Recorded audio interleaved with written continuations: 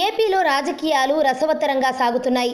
Jagan plenary దెబ్బకి వైసీపీలోకి TDP నేతలతో పాటు ఇతర పార్టీ నేతలు కూడా క్యూ కడుతుండగా ఇప్పుడు తాజాగా ప్రకాశం జిల్లాలో కాంగ్రెస్ నేత అయిన మానుగుంట మహీధర్ రెడ్డి త్వరలోనే వైసీపీ తీర్థం పుచ్చుకోనున్నారని సోషల్ మీడియాలో ఓ వార్త చక్కర్లు చేస్తోంది. కందుకూరు మాజీ ఎమ్మెల్యే అయిన మానుగుంట మహీధర్ రెడ్డి 3 సార్లు అదే నియోజకవర్గం నుంచి ఎమ్మెల్యేగా గెలుపొందారు. ఉమ్మడి రాష్ట్రంలో కిరణ్ కుమార్ రెడ్డి మంత్రివర్గంలో మంత్రిగా కూడా మహీధర్ రెడ్డి పనిచేశారు. అయితే 2014లో కాంగ్రెస్ అభ్యర్థిగా పోటీ చేసిన మానుగుంట మహీధర్ రెడ్డి ఓటమి పాలయ్యారు. ఏపీలో కాంగ్రెస్లో పూర్తిగా చచ్చిపోవడంతో కొంతకాలంగా కామ్గా ఉన్న మహీధర్ రెడ్డి మళ్ళీ ప్రకాశం రాజకీయాల్లో చక్రం తిప్పేందుకు వస్తున్నారని ఆయన అనుచరులు చెబుతున్నారు. అయితే ఈసారి కందుకూరు నియోజకవర్గంలో వైసీపీ తరపున పోటీ చేయనున్నారనే టాక్ వినిపిస్తోంది. అందులో భాగంగానే ఇటీవలే వైసీపీ అధినేత జగన్ను కలిసి తన అభిప్రాయాన్ని మానుగుంట వెల్లడించారు. జగన్కు కూడా ప్రకాశం జిల్లాలో సీనియర్ రాజకీయ నేతల అవసరం ఉంది.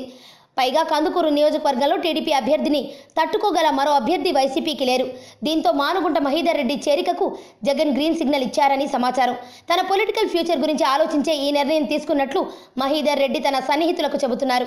కందుకూరు వైసీపీ ఇన్ఛార్జిగా మహీధర్ రెడ్డినే జగన్ నియమించనున్నారని టాక్.